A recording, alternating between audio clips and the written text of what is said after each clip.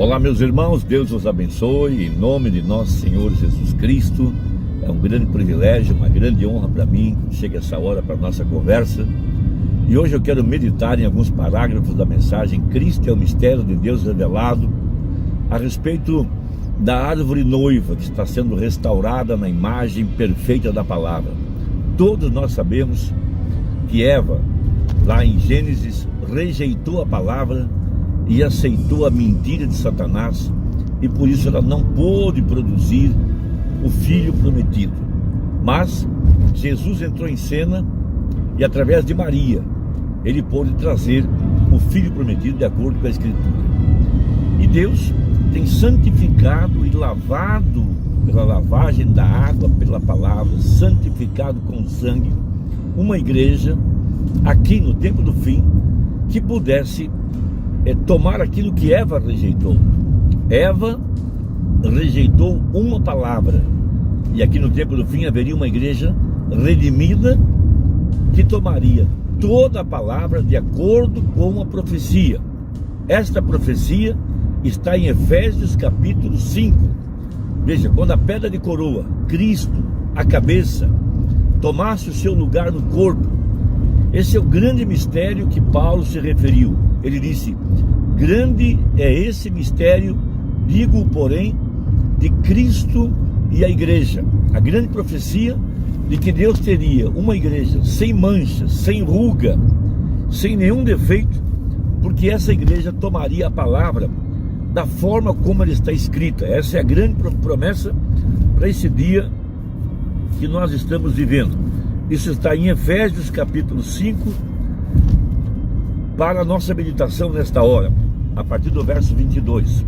Paulo está falando a respeito do casamento natural nessa escritura, mas evidentemente que por trás disso ele quer mostrar o casamento do Cordeiro, a união invisível, Cristo e a igreja.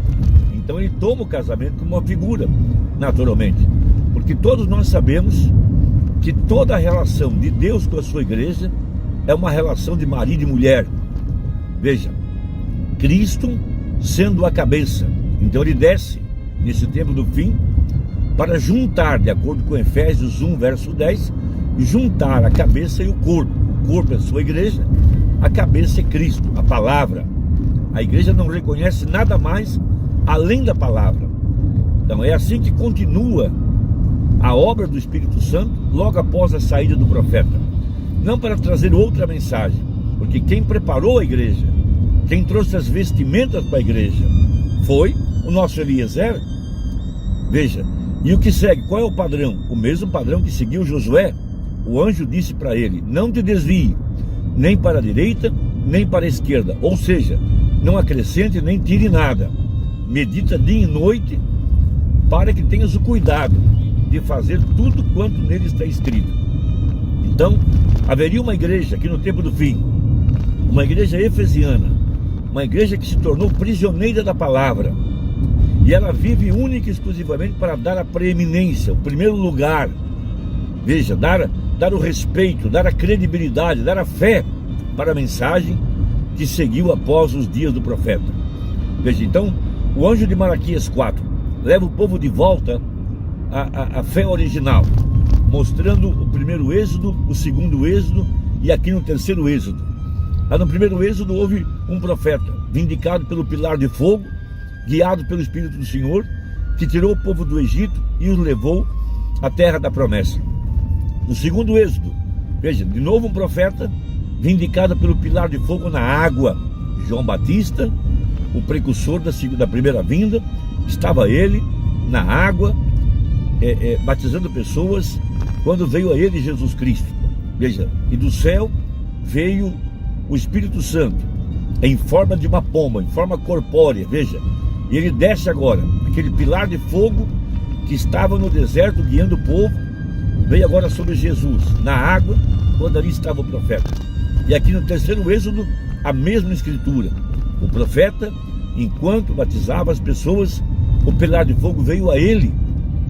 Veja, daquela luz veio uma voz: assim como eu enviei João Batista para precursar a minha primeira vinda, eu te envio para precursar a minha segunda vinda. Veja, então as escrituras se repetem.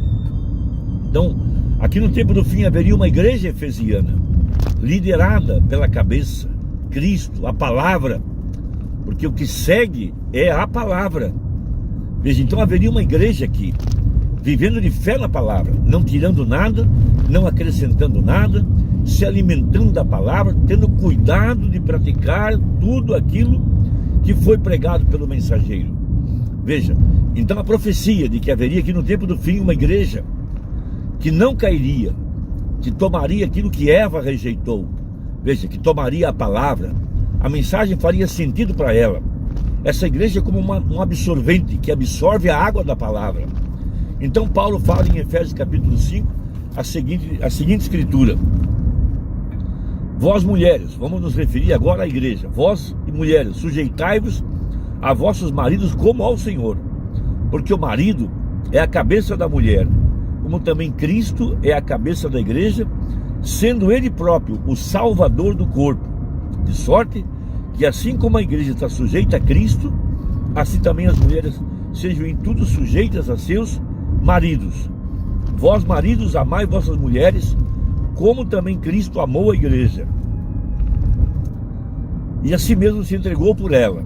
Aqui é que está o ponto agora: para a santificar, purificando-a com a lavagem da água pela palavra, para apresentar a si mesmo igreja gloriosa, sem mácula, nem ruga, nem coisa semelhante, mas santa e irrepreensível.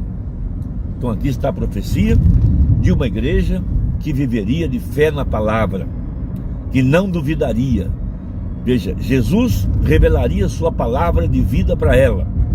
Ela creria, ela viveria do assim diz o Senhor. Ninguém os fará agir diferente, porque eles têm o assim diz o Senhor através da mensagem.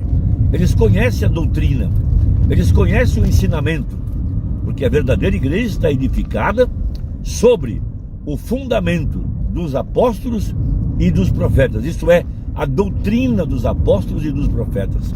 E essa igreja, lavada pela lavagem da água pela palavra, se manterá fiel à palavra, como Maria se manteve fiel à palavra do anjo. E esta igreja, veja, a palavra se materializará, ou está se materializando nessa igreja de acordo com a profecia. Uma igreja sem mancha, sem ruga, ou seja, sem nenhuma incredulidade, sem nenhum dogma, sem nenhuma tradição, sem nenhuma dúvida, vivendo daquilo que está escrito. Então segue: assim devem os maridos amar as suas próprias mulheres como a seus próprios corpos. Quem ama a sua mulher, ama-se a si mesmo, porque nunca ninguém aborreceu a sua própria carne. Veja, antes a alimenta e sustenta, como também o Senhor a igreja.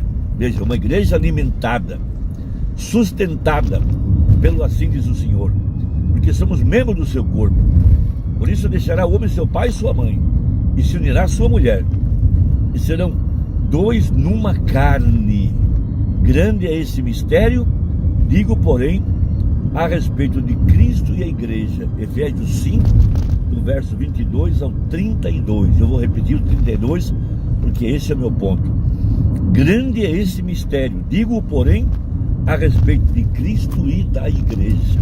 Então, uma verdadeira igreja efesiana, vivendo daquilo que está escrito, daquilo que foi pregado pelo profeta. Uma igreja que não vai se mover, nem para a direita, nem para a esquerda. E ela viverá do assim diz o Senhor. Porque o milagre que essa igreja busca é o tremendo batismo com o Espírito Santo. É ter a palavra vivificada em nossos corpos mortais. Porque o grande milagre que nós devemos buscar é o novo nascimento e, por conseguinte, o tremendo batismo com o Espírito Santo. O sinal de uma igreja que está em descanso, edificada sobre a rocha que é a palavra, tendo seu coração vivificado pelo Espírito Santo.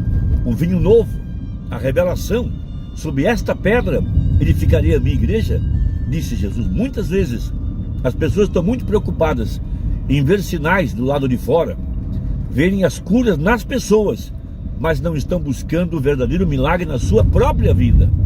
Elas perambulam de lugar em lugar, tentando encontrar a verdade, e nunca poderão encontrar a palavra, de acordo com Amós 8:11, porque ela está escondida.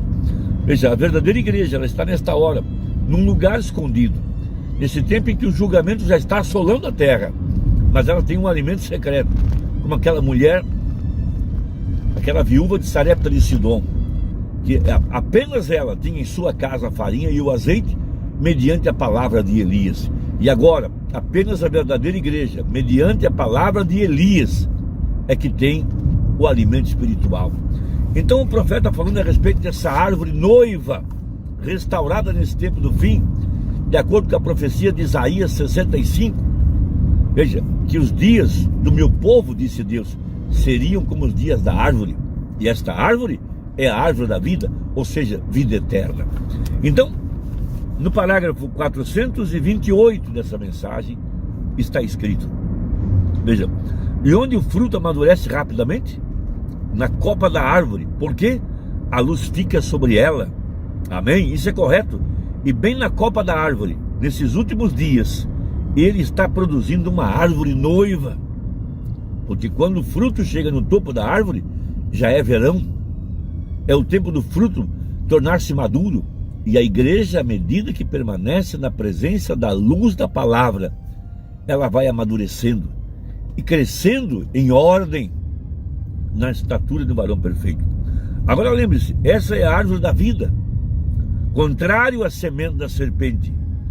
Veja você, veja, ele é essa semente, a semente da mulher, a árvore da vida no jardim. E para que eles não estendam as suas mãos e movam esta árvore, eles comam dela, veja, tomam dessa árvore e vivam para sempre. E ele é a única árvore que pode ser tomada, para que você possa viver para sempre. Sua palavra é vida. E que seja então a palavra de Deus, a qual Eva rejeitou no jardim do Éden. Então aqui está Cristo, a palavra manifestada. E quando ele veio à terra, ele era a árvore da vida. Vocês creem nisso? E Roma, o que eles fizeram? Ele teve de ser derrubado. E ele foi posto no madeiro de desgraça. Maldito é aquele que foi pendurado no madeiro. Tornou-se uma maldição pela raça humana. E agora, através disso, ele produz uma árvore noiva, a qual seria a árvore da vida, restaurado de novo a ele, como marido e mulher no jardim do Éden. Oh, glória a Deus, pela mesma palavra e pelo mesmo Deus manifestado em marido e mulher, a mesma árvore noiva de volta novamente. Veja, note, fazendo-se conhecido. Que coisa, há realmente tanto aqui que nós poderíamos simplesmente continuar seguindo adiante. Note, a árvore do corpo de Cristo no jardim, agora dando a conhecer o seu mistério, a sua árvore noiva. Veja, esta árvore noiva, essa igreja, ela conheceu o mistério. Primeiro, Cristo, tudo que Deus foi, derramou em Cristo. E segundo, Cristo derramado na igreja. Uma igreja vivendo de fé na palavra. Porque o Espírito Santo nos foi dado, melhor, a palavra nos foi dada, para que pudéssemos receber o Espírito Santo. Sem a palavra, não tem como receber o Espírito Santo e não tem como ter vida eterna. Porque só há um caminho, só há uma verdade, só há uma vida. No princípio era o Verbo estava com Deus e o Verbo era Deus. E o Verbo se tornou carne. E a verdadeira igreja está se alimentando da palavra, em ordem, para poder receber o verdadeiro batismo com o Espírito Santo, que é de fato a restauração da árvore noiva. Observe, redimido por Cristo, o segundo Adão. Vocês creem que ele foi? Veja, voltando para o lar, para o Éden, com a sua esposa caída, redimido de volta ao lar novamente. Isto é, Cristo e a igreja hoje, tomando de volta a sua esposa. Estão vendo o tríplice mistério agora? Deus manifestado em Cristo, Cristo manifestado na igreja. Tudo junto para trazer de volta o Adão e Eva original novamente. Homem e mulher, os quais são um, feitos do mesmo sangue e do mesmo Espírito e tudo mais. A igreja é o sangue de Cristo, pelo Espírito, porque a vida está no sangue. E isto é o batismo do Espírito Santo, que nos batiza dentro de seu corpo. aleluia, veja, que reconhece somente seu corpo, sua carne, sua palavra. Essa é a verdadeira igreja. Ela reconhece apenas a palavra. Ela não vai reconhecer a ideia de qualquer teólogo. Irmão, Deus te abençoe.